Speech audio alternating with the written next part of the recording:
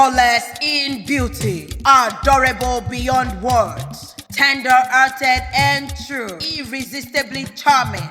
My muse, my miracle, 1 in a million, heaven's finest gift, Fatima Moromoke Agbeke Akinkunmi. You are not just my wife, you are my world, my heartbeat.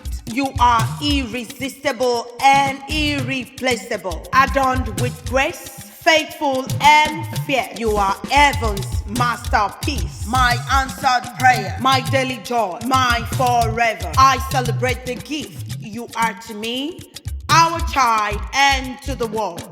You brightens every room like the sun. Your smile melts away every worry in my heart. You love so deeply, so selflessly, so sincerely. Everything about you pulls me away every single day. You are the blessing I never knew I deserved. May this year overflow with joy as sweet as your soul, peace as deep as your love, laughter, peace, and every good thing your heart desires. I love you more than words can ever say. Happy birthday, my queen. Olórí Fatima Moromoke Agbeke Aya Akinkunmi. Òkú ọdún òkú yèdùn. Àṣemọ́dún àṣàmọ́dún ṣẹ̀mí. Ìgbà ọdún kan ni. Kó o má fọdún eléyìí, kó o má fi ṣàṣemọ̀. Olówó orí rẹ̀, ọkọ rẹ̀, ẹni bí ọkàn rẹ̀, àyànfẹ́ rẹ̀, ìfẹ́ ayé rẹ̀, Tajudeen Akinkunmi.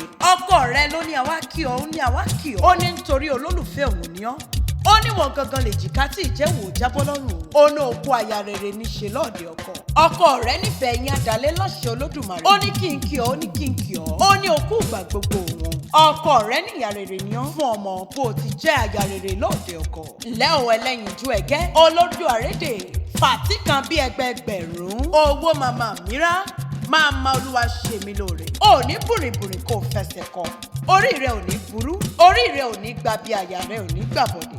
Gbogbo ohun tó ń bá dáwọ́lé á máa yọrí sí rere. Ó ní rí ń gbé sọnù bí ò ṣe bí ọmọ. Bó ti wá wù kó pẹ́ láyé tó Moromoke, ó ní fọwọ́ rẹ̀, ó ní fi bí ọmọ tó bí sí. Olólùfẹ́ rẹ̀, adé orí rẹ̀, ọkọ rẹ̀, ẹni bí ọkàn rẹ̀, ó ní mú ọrẹ lé bàbá tó bí ọlọ́mọ. Ǹlẹ́ ọmọ Ìkòròdú ọ̀gá, ọmọ ìlúkù mẹ́dẹ́mẹ́dẹ́, ọmọ ìlúkù mẹ́dẹ̀mẹ́dẹ̀, ọmọ akélúgbókèrú bàrà ọ̀nà, ọmọ onígbòkan àìdé, ọmọ onígbòkan àjòjì ò gbọ́dọ̀ wọ̀. Àjòjì tó bá wọ gbòòrò bàbá rẹ̀ yóò dẹni ẹ̀bọ̀ra. Ìkòròdú olórí ìṣàméjì àfẹ́ ìlúkú. Ọmọ ìlú tí ò lálábàárù, gbogbo wọn lọ̀gá lé bàbá tó bí ọlọ́mọ. Ìkòròdú ọ̀gá, ọmọ ìmàlẹ̀ afẹ́lẹ̀jà. Lẹ́ ọmọ wọn ní gbòòrùmàlẹ̀. Ọmọ aṣàlẹ̀ jẹ̀jẹ̀ bí ẹni òdóbìnrin rí. Bí ogún bí ọgbọ̀n bí gbà, aya ń bẹ nílé bàbá rẹ̀ tọmọtọmọ. Lẹ́ ọmọ oníṣu mẹ́fà. Èjì jíjẹ, èjì àìjẹ, èjì tó kù bàbá yín á fi bòṣà tí ò lè yín lé bàbá tó bí ọlọ́mọ. Ìkòròdú ọ̀gá ọmọ afẹ́lẹ̀jà. Lẹ́ ọmọ akélúgbó, kẹrù bàrà ọ̀nà, wòmúwòmú lòrò ń ké lé bàbá tó bí ọlọ́mọ. Lẹ́ ọmọ oríwú, ọmọ akáṣọ sílẹ̀ kẹrù òbọ̀ lọ́ṣẹ̀. Ọmọ olówó kúkúṣì kó tó dowó ẹ̀rú kó tó dowó ọmọ. Mo ló kó ọdún òkú ìyèdùn. Ìgbà ọdún kan ní láṣẹ Olódùmarè ọba. Ó ní taṣọ àgbà mọ́lẹ̀. Ó ní báwọn bùrìbùrì kó jíjọ ẹ̀sìn. Gbogbo ohun tó bá dáwọ́lé nínú ọdún tó mú á máa yọrí sí rere. Ìgbà ọdún kan ni o. Ọmọ Elédùmarè lèmi ń jẹ́ o. Ìjẹ̀bú ni mí, ọmọ Èrèníwà. Ọmọ adùn mádé, ọmọ adùn múṣù pẹ̀lú ẹ̀jẹ̀. Àṣèyí ṣàmọ́dún fún ọ.